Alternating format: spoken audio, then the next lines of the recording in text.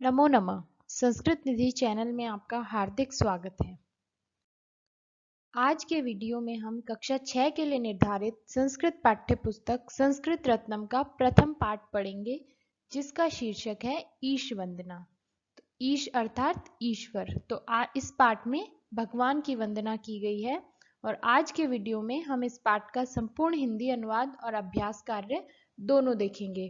तो आगे बढ़ें उससे पूर्व मैं आपको बता दूं कि यदि आप इस पुस्तक से संबंधित सभी पाठ के वीडियो देखना चाहते हैं तो इस वीडियो के नीचे डिस्क्रिप्शन बॉक्स में आपको कक्षा 6 की पुस्तक का लिंक मिलेगा। उस प्लेलिस्ट में इस पुस्तक के सभी पाठ के वीडियो हैं, तो आप अगर देखना चाहते हैं तो वहां जाकर उस प्लेलिस्ट में सभी पाठ के वीडियो देख सकते हैं। शुरू करते हैं आज का पाठ। करार विंदेन पदार विंदम मुखार विंदे विनिवेशयंतम वटस्य पत्रस्य पुटे शयानम बालम मुकुंदम मनसा स्मरामि। ये जो श्लोक है इसमें जो भगवान विष्णु हैं उनके बाल रूप का स्मरण किया गया है, अर्थात बालपन का, बचपन का जो रूप है उसका स्मरण किया गया है। अब देखते हैं एक एक शब्द का अर्थ। करार विंदेन, देखिए कर प्लस अरविंदेन दो पद हैं। कर कहते हैं हाथ को, अरविंद कहते हैं कमल को। तो करार विंदेन हाथ रूपी अरविंदेन तृतीय विभक्ति का पद है। तो अरविंदेन में तृतीय विभक्ति है तो अरविंद से, अरविंद कमल, तो हाथ रूपी कमल से। पदार विंदम पद प्लस अरविंदम। पैर रूपी अरविंदम द्वितीय विभक्ति का रूप है, पैर रूपी कमल को।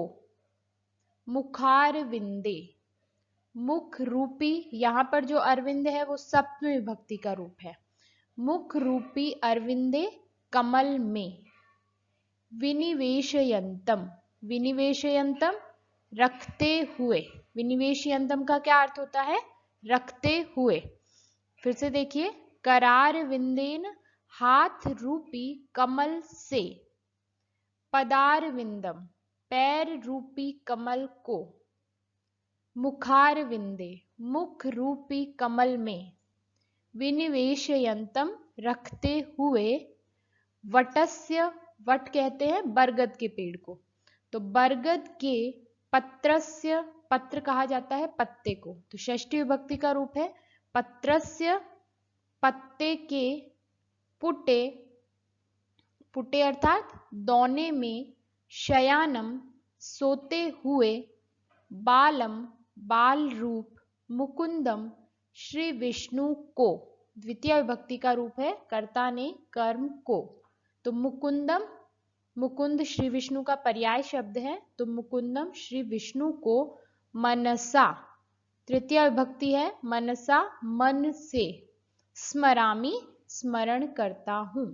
कर्ता यहां पर छुपा हुआ है, तो स्मरामि जो पद आया है वो उत्तम पुरुष का बहुवचन रूप होता है, जो क्रिया रूप है वो। तो इसका अर्थ है कि जो कर्ता है वो भी उत्तम पुरुष का है। तो कहने का तात्पर्य है कि मैं स्मरण करता हूं, इस प्रकार से। तो फिर से देख लेते हैं इसका अर्थ एक बार।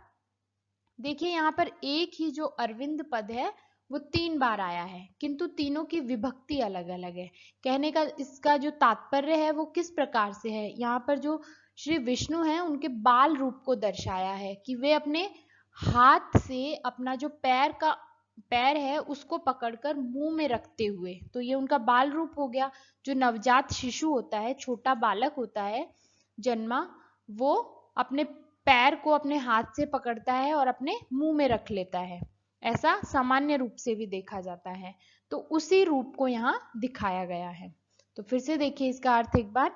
करार विंदेन हाथ रूपी कमल से। पदार विंदम पैर रूपी कमल को। मुखार विंदे मुख रूपी कमल में। विनिवेशयंतम रखते हुए। वटस्य पत्रस्य बरगद के पत्ते के। पुटे दौने में। शयानम सोते हुए। बालम बाल रूप। मुकुंदम, मुकुंद कहते हैं श्री विष्णु को, तो श्री विष्णु को मनसा मन से। स्मरामि स्मरण करता हूं, इस प्रकार से ये इसका अर्थ है। अगला देखते हैं। जीवने यावत् आदानं स्यात् प्रदानं ततो अधिकम् इत्येषां प्रार्थना अस्माकं भगवन् परिपूर्यताम्।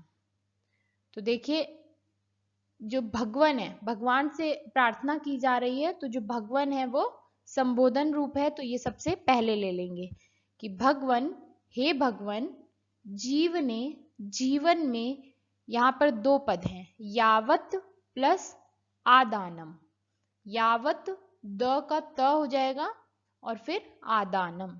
तो जीवने, जीवन में, यावत जितना भी, आदानम, आदान अर्थात किसी चीज को लेना, ग्रहण करना, तो आदानम जितना भी ग्रहण है, स्यात् हो, जितना भी ग्रहण हो, प्रदानम ततो अधिकम। तो ततो अधिकम, प्रदानम ऐसे भी ले सकते हैं और प्रदानम ततः अधिकम। यहाँ पर जब हम इन पदों को अलग अलग करेंगे तो ततः अधिकम इस प्रकार से होगा। ये एस जो है ये अवग्रह का चिन्ह होता है, ये संधि होती है, और जब हम इसको अलग करते हैं तो इस एस जो है वो अ में परिवर्तित हो जाता है, अर्थात अधिकम इस प्रकार से बन जाएगा। तो प्रदानम अर्थात प्रदान देना, तो प्रदानम अर्थात प्रदान देना, कुछ भी देना, ततः अधिकम उससे भी अधिक हो, अर्थात जितना हमें ग्रहण हो उससे अधिक प्रदान करें। इति एषाम, यह या इस प्रकार से, एषाम इनकी, प्रार्थना अस्माकम हमारी प्रार्थना, परिपूर्यता पूर्ण करें। फिर से देखिए, भगवन, हे भगवन, हे भगवान, जीवने, जीवन में, यावत आदानम जितना ग्रहण, स्यात् हो, ततः अधिकम प्रदानम उससे अधिक प्रदानम प्रदान करें, अर्थात जितना हम ग्रहण कर सकते हैं उससे अधिक आप हमें प्रदान करें। इति एषाम इस प्रकार से, एषाम यह, अस्माकम प्रार्थना, अस्माकम हमारी, प्रार्थना प्रार्थना, परिपूर्यता पूर्ण करें। यहाँ पर दो पद है, प्रार्थना प्लस अस्माकम, इस प्रकार से। आगे देखते हैं। तो ये हिंदी अनुवाद था पाठ का, और ये है पाठ के अंत में आए हुए कुछ शब्दार्थ। अब देखते हैं पाठ का अभ्यास कार्य। एकेन वाक्येन उत्तरतः, एक वाक्य में उत्तर दीजिए।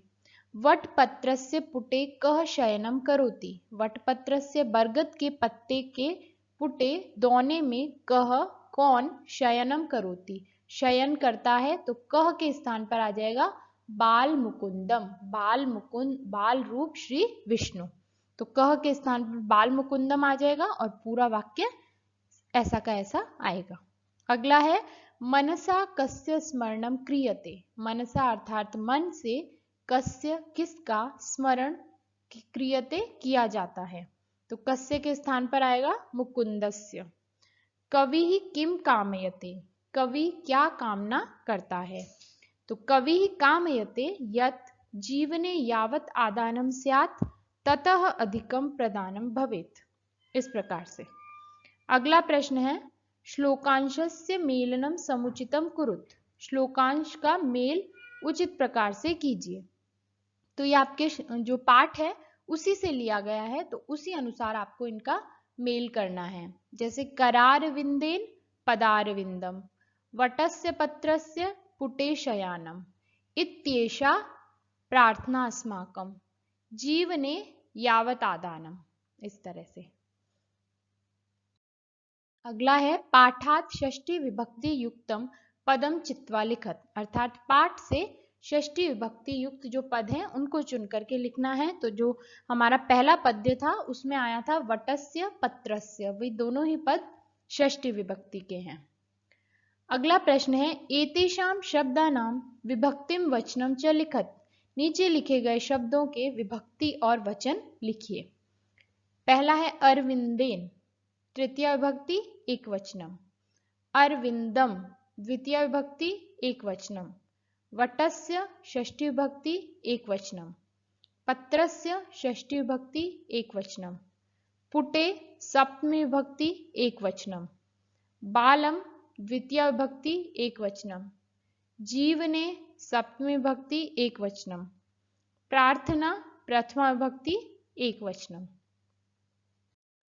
अगला प्रश्न है अस्य श्लोकांशस्य हिंदी भाषया अर्थम लिखत। तो पीछे मैंने दिया भी है इसको, आप वहां से भी देख सकते हैं और एक बार हम और देख लेते हैं इसको।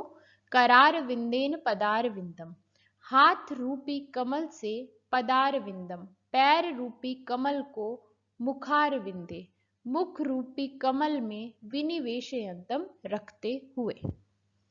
अगला प्रश्न है एतेषां शब्दानां प्रयोगम कृत्वा वाक्यानि रचयत, अर्थात नीचे कुछ शब्द दिए गए हैं, उनका प्रयोग करके आपको वाक्य की रचना करनी है। जैसे पहला है पदम अर्थात पैर, पदम को कहते हैं पैर, कदम।